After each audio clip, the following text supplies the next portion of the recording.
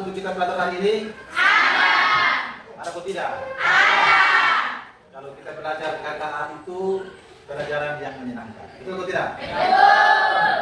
Baik, kalau begitu sebelum kita masuk dalam proses pembelajaran kita pada hari ini, kita dari lebih dahulu kita berdoa dulu, baru kita masuk dalam proses.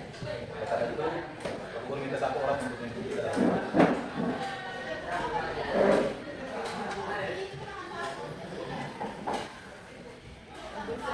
semua sebelum kita belajar dan kita satu doa. Bapak, terima kasih karena kami awal kami belajar mulai dengan baik. Bapak Guru yang akan mengajar kami Tuhan berkati. Bisa jaga kehidupan kami dalam kami. Amin. kita akan belajar mata pelajaran coding dan kecerdasan manusia. Ya. Karena itu teman kita pada pagi hari ini kita mulai berpuluh sehingga dulu ya. Ya. Untuk kelas yang mana? Oke. Siapa-siapa yang tidak hadir beserta dia punya keterangannya? 3 orang. Yang pertama siapa? Adil, Muslim, Arab, Alfa, dan Alfa yang bisa berdiskusi. Berarti orang tidak hadir ya? Ya. Baik, jadi untuk materi kita pada hari ini kita akan belajar tentang prinsip berpikir komputasional. Ya. Prinsip berpikir komputasional dalam kehidupan hari dewasa. Karena itu dari materi ini untuk tujuan setelah kita belajar selesai apa yang menjadi tujuan belajar kita pada hari ini adalah ada 4 tujuan. Yaitu yang pertama itu mengidentifikasi dan menjelaskan 4 pilar pola menjelaskan 4 pilar berpikir komputasional. Yang kedua itu adalah menerapkan dekomposisi untuk memecahkan masalah kompleks menjadi bagian-bagian lebih kecil. Dan yang ketiga adalah menganalisis dan menemukan pola dalam aktivitas sehari-hari untuk meningkatkan efisiensi. Dan yang keempat itu adalah menggunakan abstraksi untuk fokus pada prinsip-prinsip penting dalam manajemen waktu. Dan yang terakhir adalah merancang sebuah algoritma dalam bentuk panduan langkah demi langkah yang jelas dan logis. Jadi ini menjadi tujuan pembelajaran kita pada hari ini. Oleh karena itu, sebelum Bapak Guru melanjutkan, Bapak Guru mau tanya dulu. Tadi kalian mau datang ke sekolah, itu sebelumnya kalian bikin apa di rumah? Cuci piring, makan, sapu dalam rumah, sapu halaman. Apalagi kira-kira? Siram bunga dan seterusnya ya. Itu termasuk salah satu kalian berpikir secara komputasional. Oleh karena itu, lebih jauh kita lebih mendalam tentang berpikir komputasional, itu Bapak Guru akan tampilkan sebuah video supaya membuka kalian punya pikiran untuk bagaimana supaya kalian bisa berpikir komputasional. Mari kita lihat video.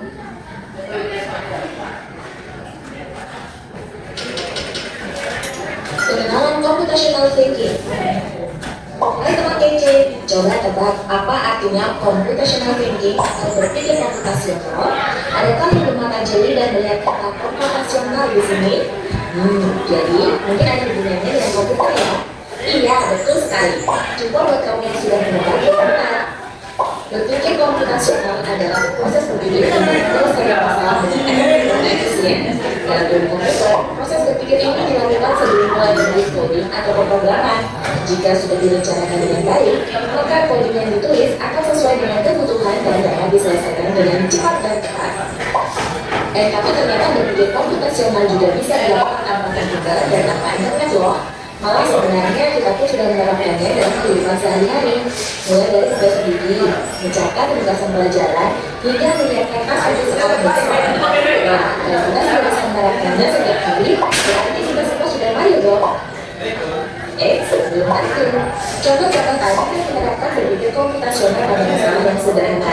Masih banyak masalah yang lebih kompleks, seperti misalnya mengatur keuangan bulanan, apa yang harus dilakukan kalau kamu tersesat di tempat baru, hingga memilih jurusan dan karir.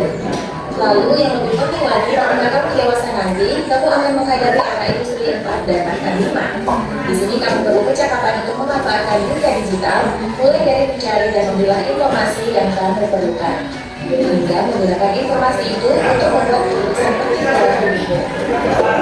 Menghadapi masalah kompleks ini seperti merencanakan bom yang sudah dibahas sebelumnya. Kuncinya adalah memahami masalah dengan tuntas dan mencari cara menyelesaikan yang efektif dan efisien. Nah, kalau begitu, bagaimana agar kita bisa berpikir komputasional? Sekarang kita bahas ya, kecerdasan dari berpikir komputasional. Yang pertama, dekomposisi. Dekomposisi artinya membagi masalah kompleks ke bagian yang lebih kecil agar mudah diselesaikan. Misalnya, kamu ditunjuk jadi ketua panitia lomba 17-an. Maka untuk memudahkan pelaksanaan, kamu bisa menunjuk panitia bagian acara, konsumsi, publikasi, keamanan, dan lainnya. Yang kedua, pengenalan pola. Artinya mencari kesamaan antara di antara bagian-bagian masalah kompleks yang sudah diucap. Misalnya, kamu hendak melipat dan menyimpan jemuran di rumah, maka kamu perlu bisa mengenali jemuran milik ayah, ibu, adik, dan milik bersama seperti spray, handuk, dan lainnya. Ini karena jemuran-jemuran itu perlu disimpan di tempat yang berbeda. Yang ketiga, abstraksi. Artinya fokus pada informasi yang penting saja. Benar-benar detail yang tidak diperlukan. Misalnya, kamu hendak menceritakan pengalamanmu berwisata ke luar kota. Tentunya kamu mengalami banyak hal dari mulai berangkat di bus, berfoto bersama, makan di restoran, menginap di hotel, hingga perjalanan pulang. Tapi nggak mungkin kan kalau ceritakan semua kejadian dengan detail pada teman-temanmu. Pasti mereka bosan kalau kelamaan. Jadi kamu harus mencari beberapa kejadian yang menarik saja untuk diceritakan pada teman. Yang terakhir, algoritma. Artinya menggunakan algo penyelesaian atau membuat aturan yang diikuti untuk menyelesaikan masalah. Misalnya kamu diberi daftar belanja di supermarket oleh ibu, ada minyak goreng, telur, roti, sayur, dan kopi. Lalu kamu harus berburu kalau kamu sudah mau memasak dengan minyak goreng itu. Nah, kayak seperti ini, satu cara yang efisien misalnya dari mengambil barang yang paling dekat dari pintu masuk, hingga terakhir yang paling dekat dari hasil. Nah, itu dia landasan berpikir komputasional yang perlu diterapkan untuk memecahkan masalah yang kompleks. Lalu berikutnya, apakah ada cara untuk mengasah kemampuan berpikir komputasional? Tentu ada. Selain bisa coba kamu terapkan ke masalah sehari-harimu, kamu bisa juga latihan soal untuk mengasahnya. Misal,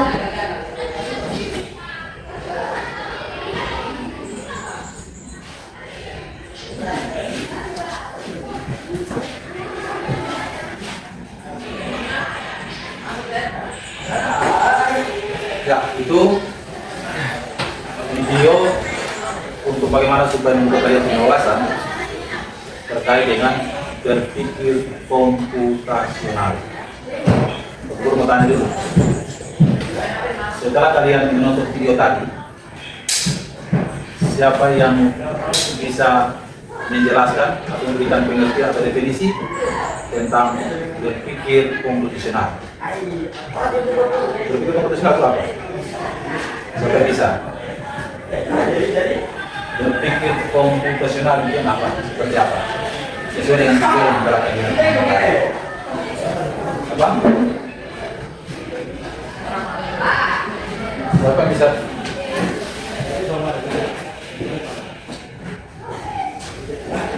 Kakak? Tuh. Berpikir komputasional apa?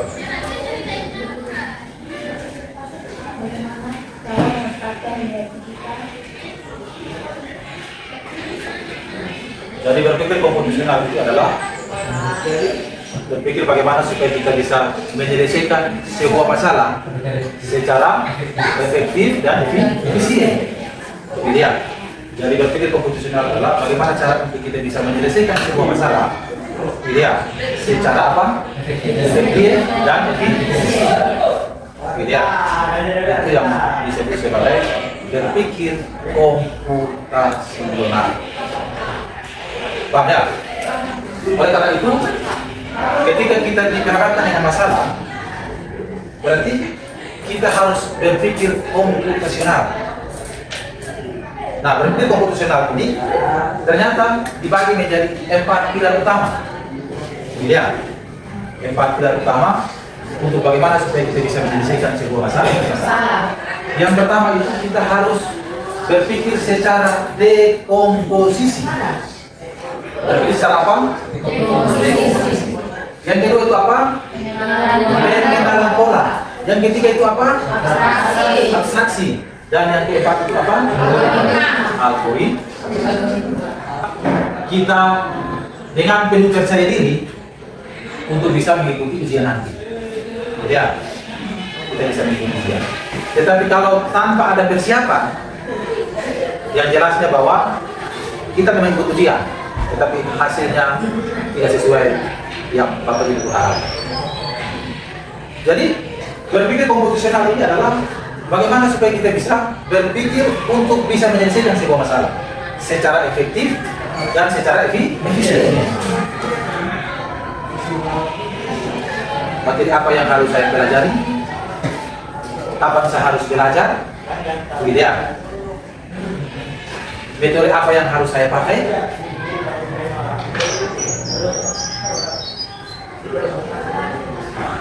Berapa jam saya harus pakai untuk belajar? Itu harus terstruktur. Kalau kita buat semua itu, maka ketika kita datang ujian, kita tidak merasa takut. Kita bisa cepat untuk ujian sudah, karena saya sudah mempersiapkan diri secara baik. Bisa ya? Jadi manfaat berpikir komputasional itu bukan menyelesaikan masalah dalam sekolah saja, tetapi kita berpikir komputasional itu kita bisa mengatasi masalah di luar sekolah, masalah di rumah. Itu kita bisa mampu untuk menyelesaikan dengan kita pakai 4 pilar berpikir komputasional tadi. Dekomposisi, pengenalan pola, abstraksi, dan algoritma. Ini kalian bisa pakai untuk bisa menyelesaikan masalah-masalah yang kalian hadapi di luar di sekolah. Dengan ini 4 pilar berpikir komputasional. Bisa atau tidak? Saya. Oleh karena itu, lebih untuk kalian paham tentang berpikir komputasional, Bapak Guru akan bagi kelompok untuk kalian diskusi. Bisa? Bisa. Oleh karena itu, di sini ini satu kelompok. Di sini satu kelompok juga. Nanti di orang di belakang itu gabung di atas. Bisa ya?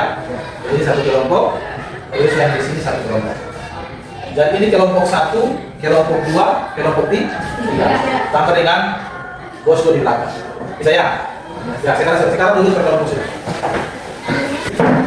Jadi dari ketiga kelompok ini, kalian akan menyelesaikan sebuah masalah dengan berpikir komputasional.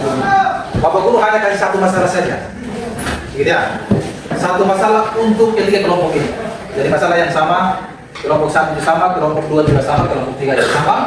Setelah kalian mengetahui masalah, kalian akan menyelesaikan dengan berpikir komputasional tadi. Apa yang telah kalian nonton dan juga penjelasan dari Pak Guru tadi. Mulai dari dekomposisi, pengenalan pola, abstraksi, dan algoritma. Bisa atau tidak? Bisa. Jadi masalah kita adalah bagaimana supaya bisa datang sekolah tepat waktu setiap hari. Ya, ini masalah kita. Bagaimana supaya saya bisa datang sekolah tepat waktu setiap hari? Ini masalah. Nanti kalian akan buat berdasarkan 4 pilar di berpikir komputasional tadi. 1, 2, 3, 4. Bisa ya? Kalian akan petakan mana yang masuk dalam dekomposisi, mana yang masuk dalam pengenalan pola, mana yang masuk dalam abstraksi, dan mana yang masuk dalam kategori akademik. Bisa? Bisa atau tidak? Bisa. Bapak Guru akan bagi LKPD ya. Ini kelompok 1 dong? Kelompok 1, kelompok 2, kelompok 3.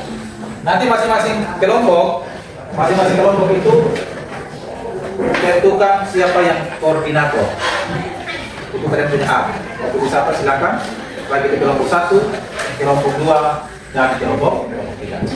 Nanti saya minta koordinator kelompok itulah yang mewakili kelompok untuk bisa menyampaikan hasil diskusi atau hasil kerja dari kelompok. Bisa? Bisa. Selamat bekerja. Itu ya. Baik. Kelompok 1 bisa menyampaikan hasil kerja kalian. Semua bisa berdiri di depan sini. Sudah. Terima kasih atas kesempatan yang diberikan kepada kami dari kelompok 1 akan presentasikan hasil rekomendasi atau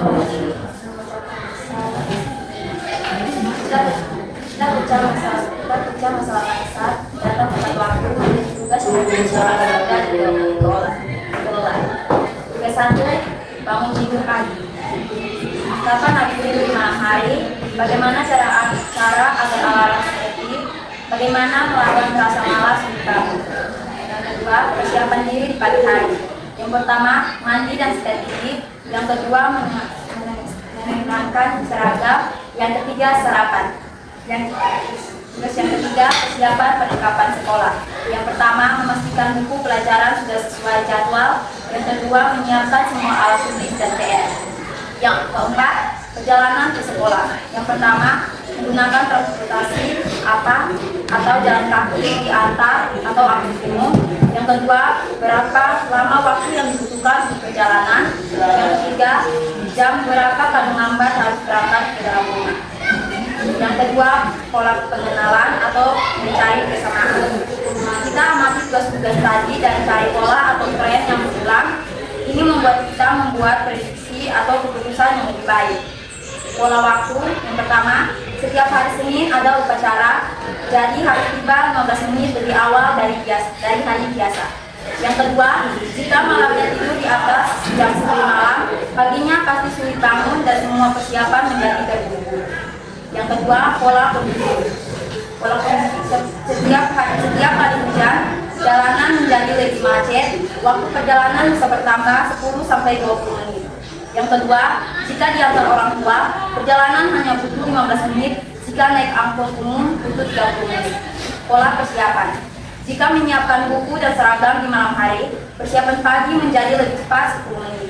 Yang kedua, jika lupa mengerjakan PR, pagi hari akan panik dan waktu terbuang, menyebabkan keterlambatan. Yang ketiga, abstraksi. Fokus pada yang penting. Sekarang, kita fokus pada informasi yang penting dan mengabaikan detail yang tidak relevan. Tujuannya adalah menyederhanakan masalah. Yang pertama, informasi penting. Jam masuk sekolah 7.00. Durasi perjalanan normal 15 menit. Durasi perjalanan saat macet atau hujan 30 menit. Waktu tambahan untuk hari Senin 50 menit. Total 15 menit. Total waktu persiapan pagi, mandi, sarapan, dan lain-lain 45 menit. Waktu ideal untuk bangun tidur. Informasi tidak relevan atau yang bisa diabaikan bertujuan ketepatan waktu. Yang pertama, warna kaos kaki yang akan dipakai. Yang kedua, menu sarapan spesifik atau yang penting durasinya, bukan menunya. Yang ketiga, merek sabun mandi yang digunakan. Desain outline atau membuat rencana langkah-langkah demi langkah. Terakhir, kita membuat rangkaian instruksi atau aturan yang jelas untuk menyelesaikan masalah berdasarkan semua informasi yang telah kita kumpulkan. Inilah program kita untuk datang tepat waktu. Rencana datang tepat waktu ke sekolah. Yang pertama, malam hari pukul 20.00, cek jadwal pelajaran besok. Siapkan semua buku, alat tulis, dan seragam. Kerjakan PR jika ada. Yang kedua, sebelum tidur pukul 21.00, cek ramalan cuaca untuk besok, set alarm berdasarkan kondisi. Jika besok hari Senin atau perkiraan hujan, maka set alarm pukul 5.15. Jika tidak, hari biasa dan cerah, maka set alarm pukul 5.30. Tidur paling lambat pukul 21.30. Pagi hari, saat alarm berbunyi, langsung bangun, jangan menekan tombol atau zona. Lakukan persiapan diri, mandi, ibadah, bekerja dalam 30 menit, sarapan dalam 15 menit. Yang keempat, keberangkatan, hitung jam berangkat, jam masuk, 7.00, durasi perjalanan, waktu toleransi 5 menit. Jika hari Senin atau hujan, perjalanan 30 menit, maka berangkat paling lambat pukul 6.25. Jika hari biasa, perjalanan 15 menit, maka berangkat paling lambat 6.40. Evakuasi, jika rencana ini berhasil, maka lanjutkan. Jika masih terlambat, cari tahu langkah mana yang meleset dari target dan perbaiki algoritma untuk hari berikutnya. Misalnya bangun 5 menit lebih awal. Dari cara ini, masalah kompleks dalam datang sekolah tepat waktu berhasil dipecahkan dengan pendekatan yang logis, terstruktur, dan dapat diulangi setiap hari. Intinya, dari pemikiran komputasional dalam kehidupan sehari-hari. Terima kasih sekian presentasi kami. Kita berikan aplaus dulu. Terima kasih atas kesempatan yang diberikan kepada Bapak Guru dan teman-teman. Kami dari kelompok 2 akan mempresentasikan hasil diskusi kami. Baik, di sini masalah yang dibahas bagaimana caranya agar diserahkan ke sekolah teman-teman setiap hari. Kita akan membicarakan masalah ini dengan menggunakan cara berpikir komputasional. Berpikir komputasional terdiri dari 4 pilar utama. Yang pertama, dekomposisi. Masalah utama terlambat datang sekolah. Dekomposisi adalah memecah masalah besar, yaitu datang tepat waktu menjadi bagian-bagian yang lebih kecil dan menjadi keluar. Bagian-bagian kecilnya adalah semua aktivitas yang kita lakukan dari bangun tidur sampai tiba di jam sekolah. Yang pertama, bangun tidur, mandi, memilih dan mengenakan seragam, sarapan, menyiapkan buku dan alat tulis ke dalam tas, mencari dan memakai sepatu, perjalanan, dan yang terakhir perjalanan ke sekolah. Yang kedua yaitu pengenalan pola. Pengenalan pola yaitu dengan dua cara. Yang pertama, pola penyebab keterlambatan,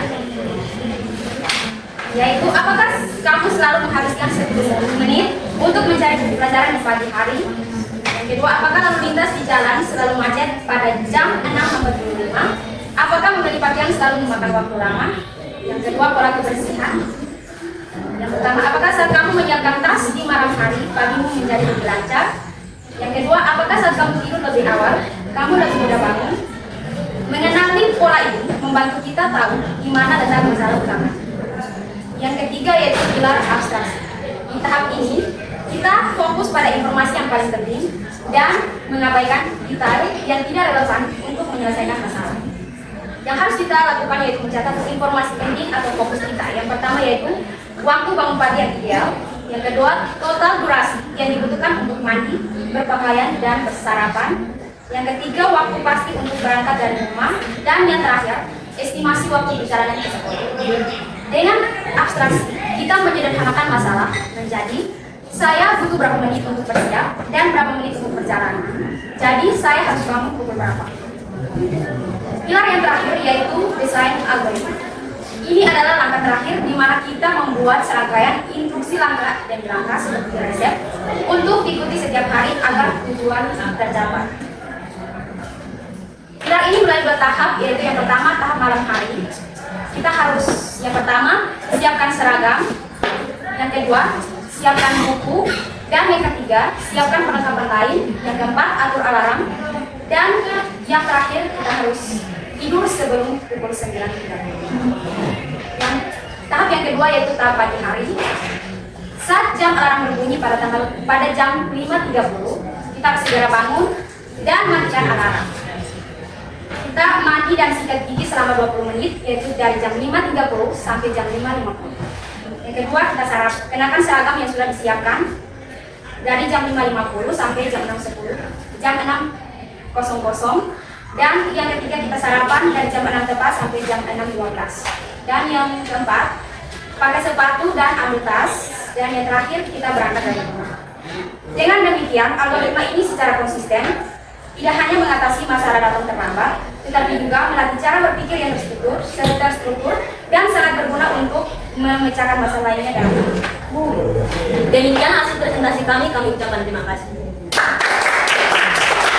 Oke teman-teman, kami dari kelompok 3 akan mempresentasikan hasil pertemuan kami.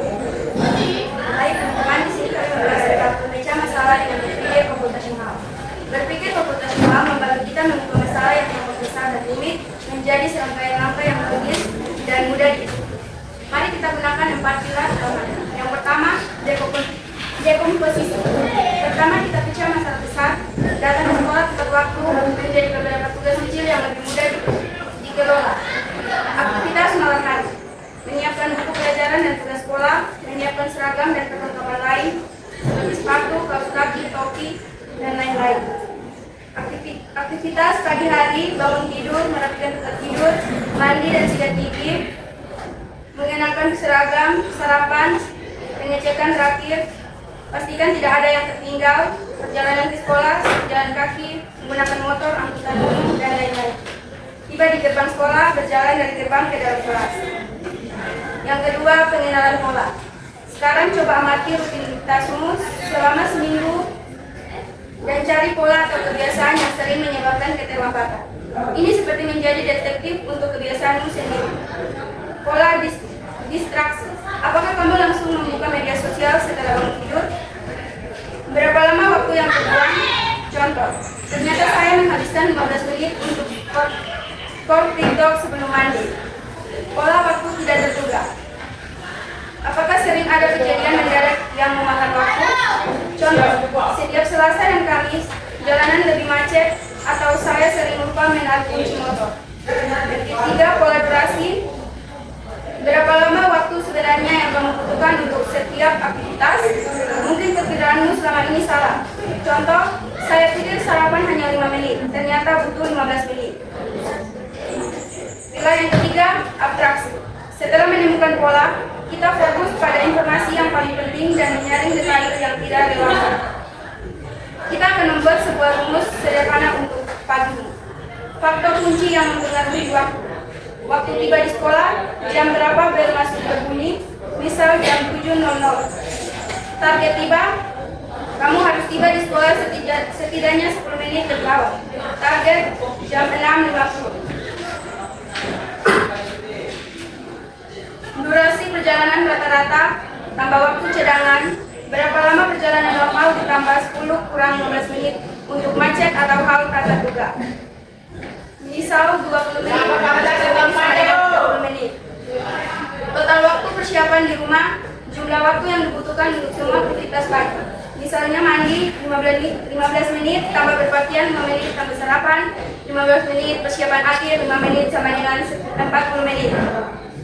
Dengan abstraksi, masalahnya menjadi lebih sederhana. Jam berangkat dari rumah, target tiba di sekolah, sampai total waktu perjalanan. Jam bangun tidur, jam berangkat dari rumah, total waktu persiapan di rumah. Yang keempat, desain algoritma. Ini adalah langkah terakhir, di mana kita membuat serangkaian instruksi langkah demi langkah, seperti resep untuk diikuti setiap hari agar tujuan tercapai. Tujuan, tiba di sekolah pukul 6.50. Algoritma malam hari, mulai pukul 20.00.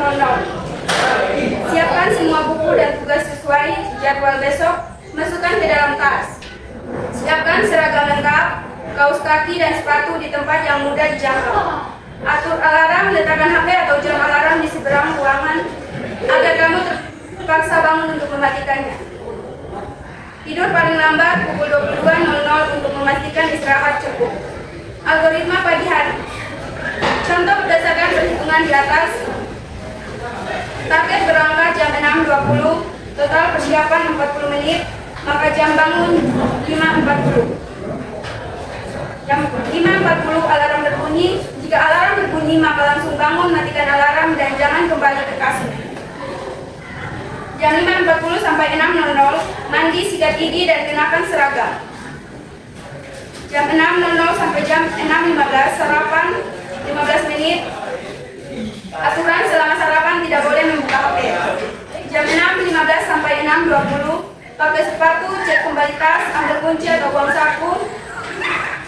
5 menit. 6.20 berangkat dari rumah. Selesai kamu akan tiba di sekolah dengan waktu tua. Dengan mengikuti algoritma ini secara konsisten, kamu tidak hanya mengandalkan niat, tetapi memiliki sebuah sistem yang logis untuk memastikan kamu bisa datang ke sekolah tepat waktu setiap hari. Selamat mencoba Tuhan Yesus memberkati. Demikian hasil kerja kelompok kami, sekian dan terima kasih. Oh, kita apa yang telah kalian sampaikan melalui diskusi kelompok, baik di kelompok 1, kelompok 2 dan kelompok 3, Bapak Guru pastikan bahwa kalian sudah paham tentang berpikir komputasional. Bapak Guru sekali lagi bahwa kalau kita berpikir komputasional, maka semua yang kita rencanakan itu pasti dia berhasil. Tidak. Tetapi kalau kita tidak berpikir komputasional, maka yang jelasnya bahwa semua yang kita rencanakan itu tidak sesuai dengan apa yang kita inginkan. Tidak. Oleh karena itu ini menjadi pembelajaran yang sangat penting.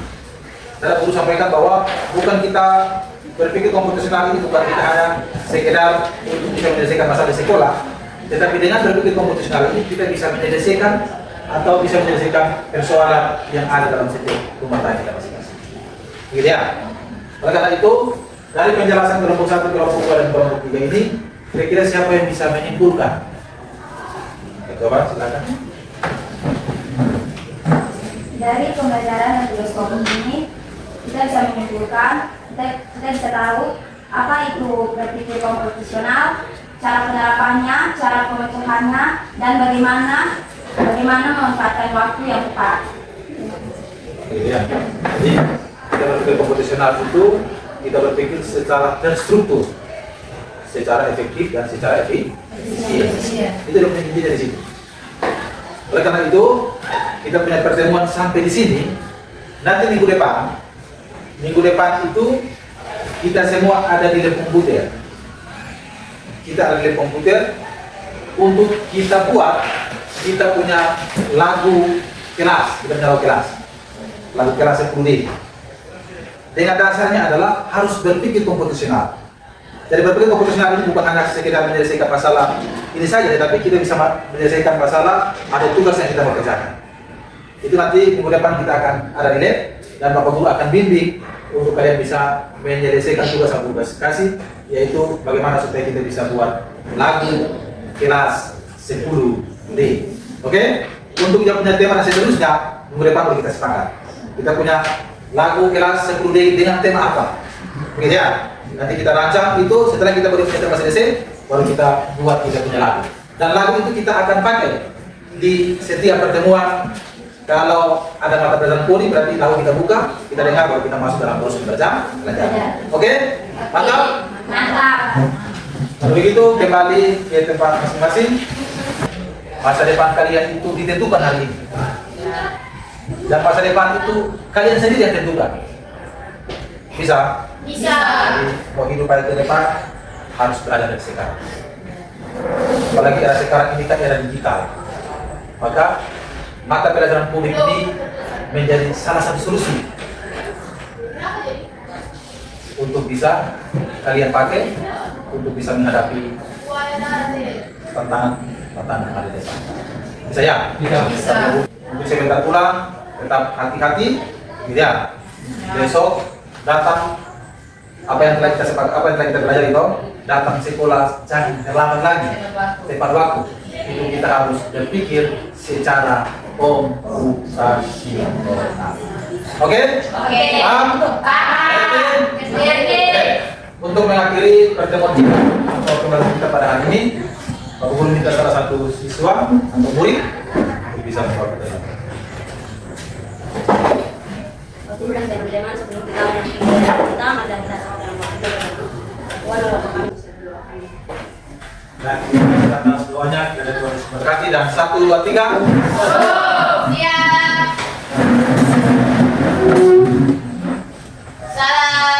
Salam.